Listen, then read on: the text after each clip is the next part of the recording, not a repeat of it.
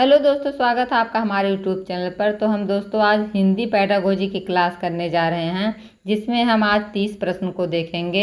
ये रहा question number first. किस सिद्धांत के अनुसार छात्र अपने अनुभव और गतिविधियों से सीखते हैं और सीखने में सक्रिय भागीदारी आवश्यक होती है? बताइए इसका राइट आंसर क्या होगा। ऑप्शन नंबर ए व्यवहारवाद में, ऑप्शन नंबर बी संरचनावाद में, ऑप्शन नंबर सी मानवतावाद में, या ऑप्शन नंबर डी संज्ञानात्मक सिद्धांत में। तो बताइए किस सिद्धांत के अनुसार छात्र अपने अनुभव और गतिविधियों से सीखते हैं, सीखने में सक्रिय भागीदारी आवश्यक होती है। तो इसका राइट आंसर क्या होगा। ऑप्शन नंबर ए व्यवहारवाद में। Option number A is right answer. ये रहा क्वेश्चन नंबर दूसरा। कौन सा सिद्धांत कहता है कि सीखना बाहरी उत्तेजनाओं, पुरस्कार और अनुशासन के माध्यम से होता है? ऑप्शन नंबर ए मानवतावाद, ऑप्शन नंबर बी व्यवहारवाद, ऑप्शन नंबर सी सामाजिक संवादात्मक सिद्धांत, या ऑप्शन नंबर डी संज्ञानात्मक सिद्धांत। बताइए कौन सा सिद्धांत कहता है कि सीखना बाहरी उत्तेजनाओं, पुरस्कार और अनुशासन के माध्यम से होता है? तो इसका राइट आंसर होगा ऑप्शन नंबर बी व्यवहारवाद। व्यवहारवाद कहता है कि सीखना बाहरी उत्तेजनाओं, पुरस्कार और अनुशासन के माध्यम से होता है। Option number B is right answer. ये रहा क्वेश्चन नंबर तीसरा। अधिगम में खोज आधारित शिक्षण का मुख्य उद्देश्य क्या है? ऑप्शन नंबर ए केवल पाठ्य पुस्तक याद करना, ऑप्शन नंबर बी छात्रों को समस्या हल करने और निष्कर्ष निकालने में सक्षम बनाना, ऑप्शन नंबर सी केवल शिक्षक निर्देश का पालन कराना, या ऑप्शन नंबर डी व्याकरण अभ्यास कराना।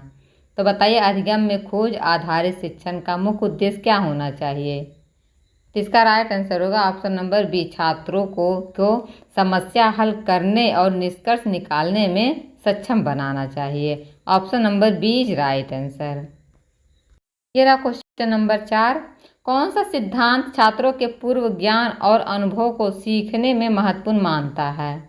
ऑप्शन नंबर ए व्यवहारवाद, ऑप्शन नंबर बी संरचनावाद, ऑप्शन नंबर सी मानवतावाद, या ऑप्शन नंबर डी संज्ञानात्मक सिद्धांत। तो बताइए वो कौन सा सिद्धांत जो छात्रों के पूर्व ज्ञान और अनुभव को सीखने में महत्वपूर्ण मानता है? तो ये संज्ञानात्मक सिद्धांत मानता है। Option number D is right answer. चलिए देखते हैं क्वेश्चन नंबर 5। किस सिद्धांत के अनुसार शिक्षक केवल मार्गदर्शक होता है और छात्र गतिविधियों में सक्रिय रहते हैं? ऑप्शन नंबर ए खोज आधारित अधिगम में, ऑप्शन नंबर बी व्याख्यात्मक विधि में, ऑप्शन नंबर सी पुनरावृत्ति विधि में, या ऑप्शन नंबर डी कहानी विधि में। तो बताइए किस सिद्धांत के अनुसार शिक्षक केवल मार्गदर्शक होता है और छात्र गतिविधियों में सक्रिय रहते हैं? बताइए।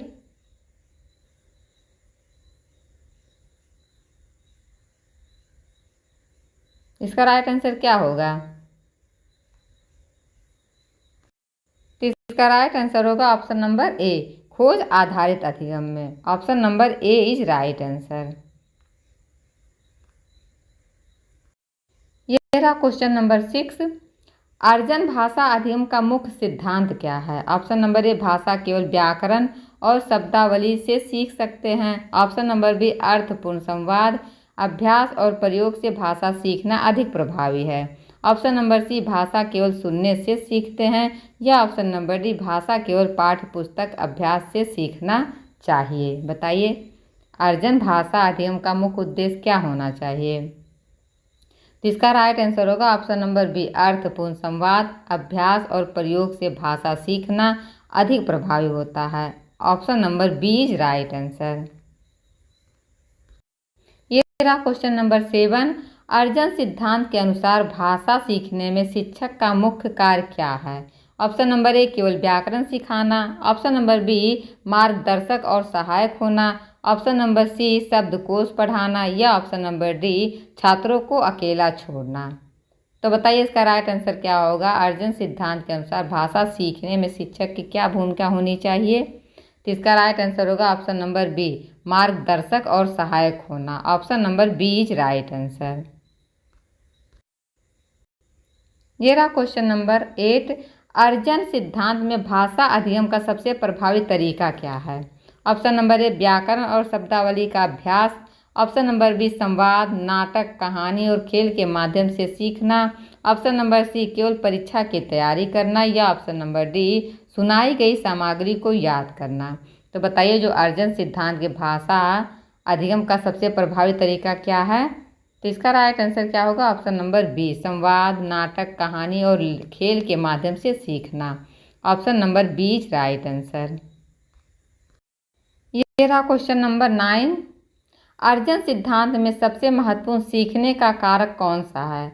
ऑप्शन नंबर ए शब्दावली, ऑप्शन नंबर बी व्याकरण, ऑप्शन नंबर सी सक्रिय अभ्यास और प्रयोग, ऑप्शन नंबर डी केवल पढ़ाई।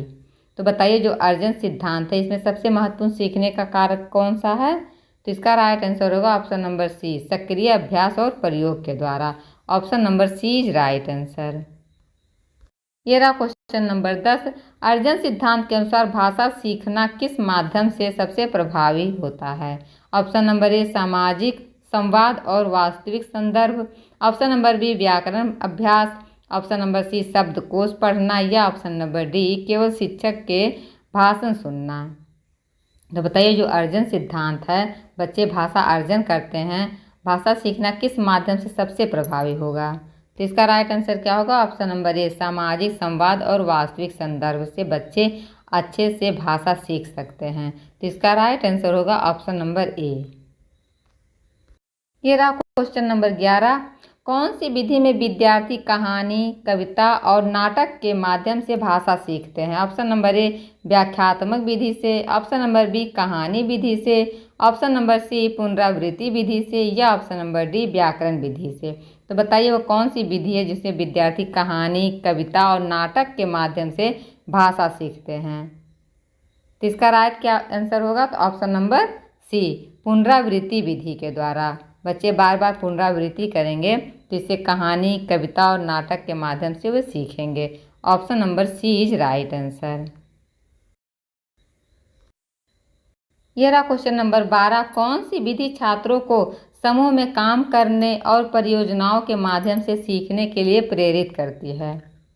बताइए। ऑप्शन नंबर ए परियोजना आधारित विधि, ऑप्शन नंबर बी व्याख्यात्मक विधि, ऑप्शन नंबर सी कहानी विधि, या ऑप्शन नंबर डी पुनरावृत्ति विधि। तो बताइए कौन सी विधि जिसमें बच्चे समूह में काम करने और परियोजनाओं के माध्यम से सीखने के लिए काम आता है? तो इसका राइट आंसर होगा ऑप्शन नंबर ए परियोजना आधारित विधि। Option number A is right answer. ये रहा क्वेश्चन नंबर 13। संवादात्मक विधि का मुख्य उद्देश्य क्या है? ऑप्शन नंबर ए केवल व्याकरण सिखाना, ऑप्शन नंबर बी छात्रों की बोलचाल और संवाद कौशल विकसित करना, ऑप्शन नंबर सी केवल शब्दावली बढ़ाना, या ऑप्शन नंबर डी शिक्षक के लिए समय बचाना। तो बताइए जो संवादात्मक विधि है इसका मुख्य उद्देश्य क्या होना चाहिए? तो छात्रों की बोलचाल और संवाद कौशल विकसित करना। Option number B is right answer होगा। ये रहा क्वेश्चन नंबर 14। खोज विधि में शिक्षक का मुख्य कार्य क्या होना चाहिए? ऑप्शन नंबर ए केवल व्याकरण पढ़ाना, ऑप्शन नंबर बी मार्गदर्शक के रूप में छात्रों को निष्कर्ष निकालने के लिए प्रेरित करना, ऑप्शन नंबर सी छात्रों को चुपचाप बैठने के लिए मजबूर करना, या ऑप्शन नंबर डी केवल प्रश्न पत्र देना। तो बताइए जो खोज विधि है उसमें शिक्षक का मुख्य कार्य क्या होना चाहिए? तो इसका राइट आंसर होगा ऑप्शन नंबर बी मार्गदर्शक के रूप में छात्रों को निष्कर्ष निकालने के लिए उन्हें प्रेरित करना चाहिए ताकि बच्चे खोज विधि में खुद बच्चे उसका निष्कर्ष निकालें। तो option number B is right answer. ये रहा क्वेश्चन नंबर 15। कौन सी विधि में शिक्षक मुख्य रूप से निर्देशक और नियंत्रक होता है और छात्र केवल सुनते हैं? ऑप्शन नंबर ए व्याख्यात्मक विधि में, ऑप्शन नंबर बी संवादात्मक विधि में, ऑप्शन नंबर सी खोज विधि में, या ऑप्शन नंबर डी परियोजना विधि में। तो बताइए वो कौन सी विधि है जिसमें शिक्षक मुख्य रूप से निर्देशक और नियंत्रक होता है और छात्र केवल सुनते हैं शिक्षक को? तो इसका राइट आंसर क्या होगा? व्याख्यात्मक विधि। Option number A is right answer. ये रहा क्वेश्चन नंबर 16। हिंदी शिक्षण में सूचना आधारित मूल्यांकन का उद्देश्य क्या है? ऑप्शन नंबर ए केवल अंक देना, ऑप्शन नंबर बी छात्र की ज्ञान, समझ और प्रयोगात्मक क्षमता का मूल्यांकन करना, या ऑप्शन नंबर सी केवल व्याकरण जांचना, या ऑप्शन नंबर डी केवल परीक्षा तैयारी करना। बताइए, हिंदी शिक्षण में सूचना आधारित मूल्यांकन का क्या उद्देश्य होना चाहिए? तो छात्र की ज्ञान और समझ और प्रयोगात्मक क्षमता का मूल्यांकन करना। Option number B is right answer. ये रहा क्वेश्चन नंबर अगला, फॉर्मेटिव मूल्यांकन का मुख्य लाभ क्या है?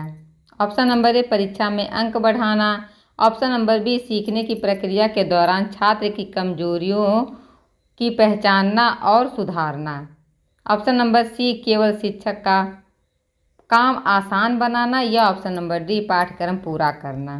तो बताइए इसका राइट आंसर क्या होगा? फॉर्मेटिव मूल्यांकन जो होता है इसका लाभ क्या होना चाहिए? तो सीखने की प्रक्रिया के दौरान छात्र की कमजोरियों को पहचानना और सुधारना। तो इसका राइट आंसर होगा ऑप्शन नंबर बी। ये रहा क्वेश्चन नंबर अगला, हिंदी भाषा अधिगम में अध्ययन गतिविधि का मूल्यांकन किस प्रकार से किया जाता है? ऑप्शन नंबर ए केवल लिखित परीक्षा के द्वारा, ऑप्शन नंबर बी समूह गतिविधि, प्रस्तुति और संवाद के माध्यम से, या ऑप्शन नंबर सी केवल शिक्षक के प्रश्नों से, या ऑप्शन नंबर डी केवल याददाश्त से। बताइए, हिंदी भाषा अधिगम में अध्ययन गतिविधि का मूल्यांकन पूछ रहा है, तो इसका राइट आंसर क्या होगा? ऑप्शन नंबर बी समूह गतिविधि, प्रस्तुति और संवाद के माध्यम से इसका मूल्यांकन करना चाहिए। Option number B is right answer. ये रहा क्वेश्चन नंबर अगला, हिंदी शिक्षण में मातृभाषा का महत्व क्या है? ऑप्शन नंबर ए मातृभाषा सीखने में सुविधा और समझ को बढ़ाती है, ऑप्शन नंबर बी मातृभाषा अप्रासंगिक है, ऑप्शन नंबर सी मातृभाषा केवल शब्दावली के लिए उपयोगी है, या ऑप्शन नंबर डी मातृभाषा केवल शिक्षक के लिए आसान बनाती है। बताइए, हिंदी शिक्षण में मातृभाषा का क्या महत्व होना चाहिए? तो इसका राइट आंसर क्या होना चाहिए? मातृभाषा सीखने में सुविधा और समझ को बढ़ाती है। तो इसका राइट आंसर होगा ऑप्शन नंबर ए। ये रहा क्वेश्चन नंबर अगला, हिंदी शिक्षण में छात्रों की सीखने में रुचि बढ़ाने का सबसे प्रभावी तरीका क्या है? केवल व्याकरण पर जोर देना, खेल, कहानी, नाटक और संवाद आधारित गतिविधियां करना, या ऑप्शन नंबर सी केवल लिखित परीक्षा लेना, या ऑप्शन नंबर डी केवल सुनाई गई सामग्री पढ़ाना। तो बताइए इसका राइट आंसर क्या होगा? हिंदी शिक्षण में छात्रों की सीखने में रुचि बढ़ाने की सबसे प्रभावी तरीका, तो इसका राइट आंसर होगा ऑप्शन नंबर बी खेल, कहानी, नाटक और संवाद आधारित गतिविधियां कराना। Option number B is right answer. यह रहा क्वेश्चन नंबर 23, हिंदी पढ़ाने में आम समस्या क्या हो सकती है?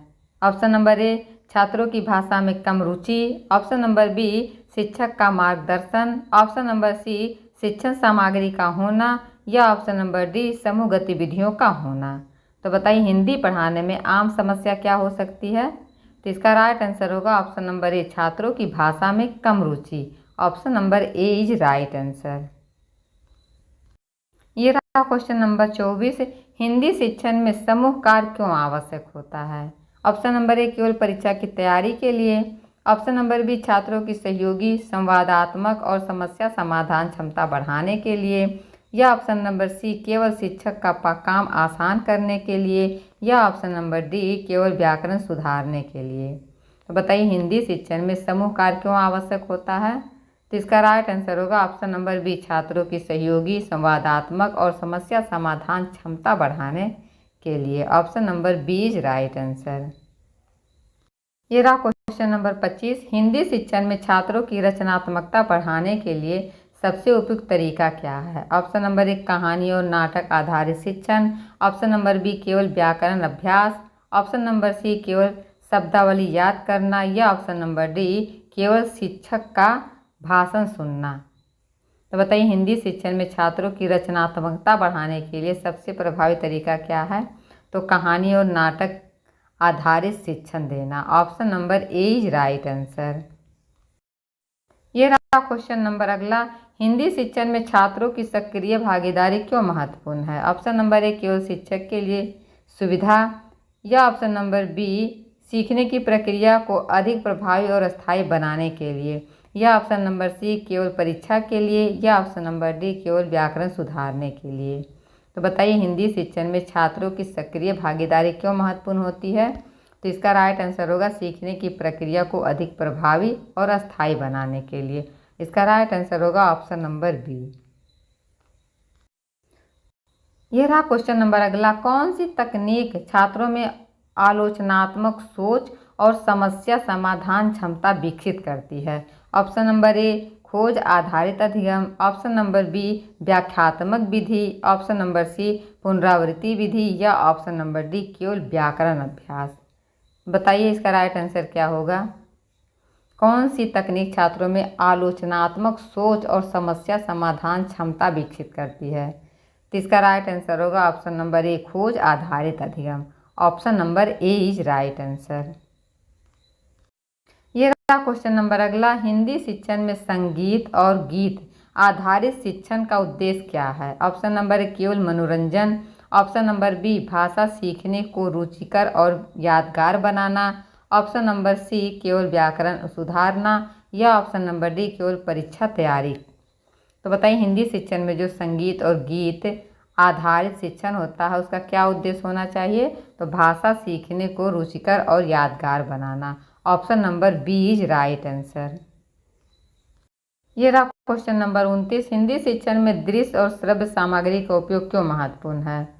ऑप्शन नंबर ए केवल दृश्य प्रभाव के लिए, ऑप्शन नंबर बी छात्रों की समझ ध्यान और स्मृति को बढ़ाने के लिए, ऑप्शन नंबर सी केवल शिक्षक के लिए आसान बनाने के लिए, या ऑप्शन नंबर डी केवल लिखित परीक्षा के लिए। तो बताइए हिंदी शिक्षण में दृश्य और श्रव्य सामग्री का उपयोग क्यों करना चाहिए। तो इससे बच्चों की छात्रों की समझ ध्यान और स्मृति को बढ़ाने के लिए किया जाना चाहिए। Option number B is right answer.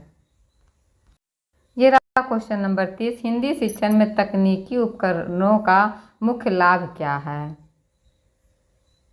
Option number ए केवल शिक्षण सामग्री दिखाना, ऑप्शन नंबर बी सीखने को अधिक आकर्षक संवादात्मक और प्रभावी बनाना, ऑप्शन नंबर सी केवल परीक्षा के लिए, या ऑप्शन नंबर डी केवल व्याकरण अभ्यास के लिए। तो बताइए हिंदी शिक्षण में तकनीकी उपकरणों का मुख्य लाभ क्या होना चाहिए। तो सीखने को अधिक आकर्षक संवादात्मक और प्रभावी बनाना। Option number B is right answer.